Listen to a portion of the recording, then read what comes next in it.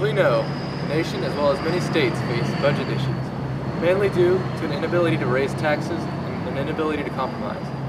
The result is wasteful spending and not enough money to go around. It seems to me like every time the state of California needs to cut spending, they look to education and cutting the pensions on teachers. As many of you may know, Jerry Brown is trying to balance the budget, but in doing so he also made an agreement that he will not raise taxes unless voters approve. And seeing that nobody likes taxes, I don't see taxes going up anytime soon. There are hundreds of millions, possibly even billions of dollars that will be cut from education, so I'm here to find out exactly how these cuts to education are affecting both teachers and students. Later, we went to Albany High School and sat down with economics teacher Kevin James and discussed this problem. What were the main things that led to the economic downturn that's fueling this budget? Well, the problem in the state budget go back before the recession.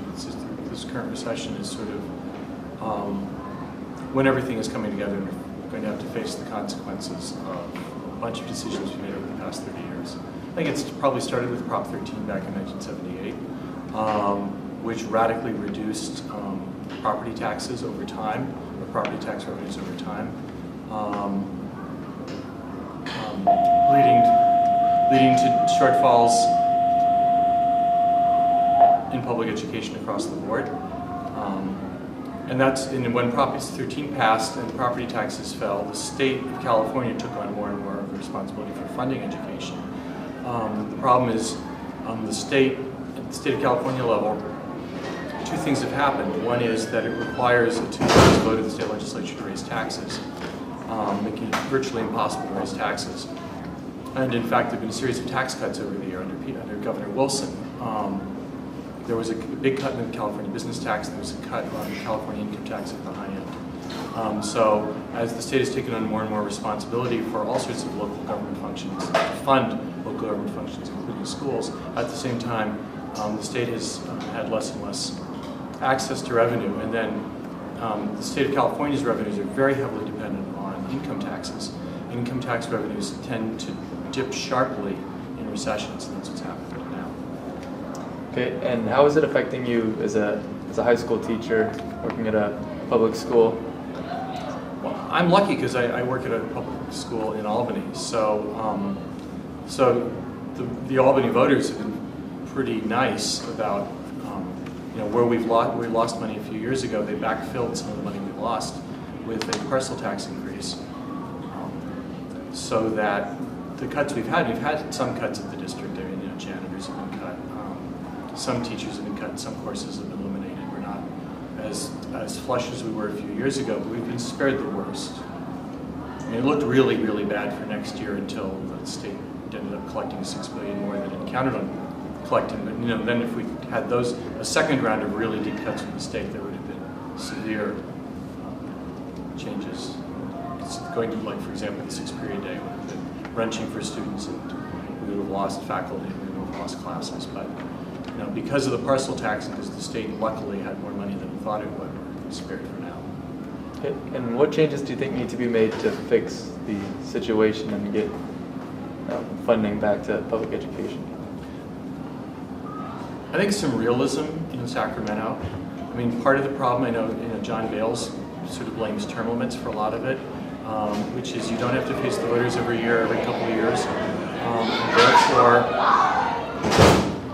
Because you don't have to face the voters, you only face the voters for a few times and then you're out of there. You don't have to be responsible, and you're not going to be there for 20 or 30 years. You don't have to worry about the long-term impacts of your votes.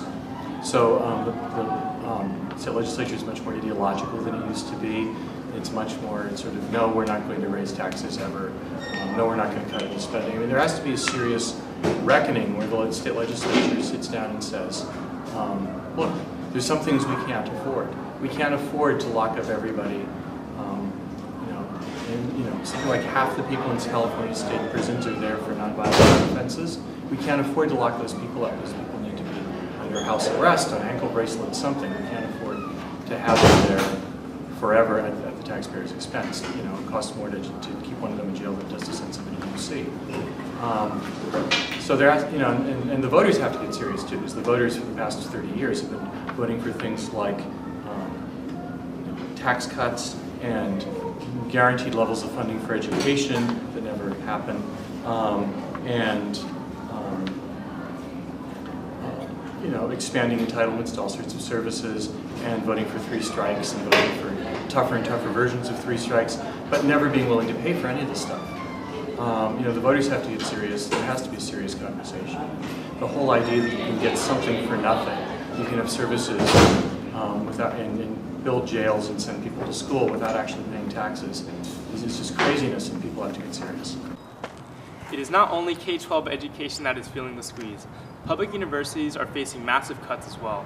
In fact, UCs are expected to cut 10,000 openings. CSUs are expected to cut thousands as well. So classes will be more crowded and harder to get. We interviewed someone with some experiences in this field, a college sophomore. Which college are you going to? I've taken 60 credits at Berkeley City College. And where will you be attending college next? I will be transferring to Sonoma State. How hard was it to get classes? The classes you wanted, I guess. For me, I always signed up the first day it was available, but if you procrastinate, I would imagine it would be much more difficult. Are you worried about getting all the classes you need to graduate on time? Yes and no. Again, the first day it was available, I signed up for classes, so it's usually first come, first serve. It will probably get worse with more students enrolling and further cuts to education, so it will put the squeeze on students. Do you know anyone who's had troubles getting classes they wanted? I do. A close friend of mine who wants to teach Japanese, he can't get a lot of the classes he needs because the classes like those are the first to be cut with the financial crisis, so it's been hell for him trying to get what he needs. When budget cuts are made, many things get affected. Students' education, teachers, work environment, and extracurricular activities. Students get affected in the sense where they will not get as good as an education if they had more funding.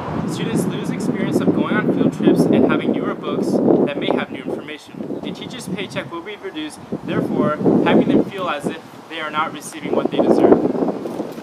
Sports teams and clubs will also be affected. The teams may not be able to afford certain uniforms and equipment or balls. Our next generation, the ones who will be running the government and the rest of society, are being hindered from other people's greed for cash. If the community acted as a whole and not as individuals, we can all help each other succeed. We need to put our education before our prisons, set our priorities straight, and stop putting off the hard issues that await us. I personally believe that things need to change now. California is 47th in the country when it comes to funding education, and that's just not right.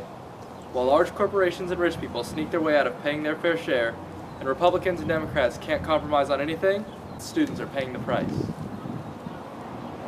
That's a wrap, son. Wrap.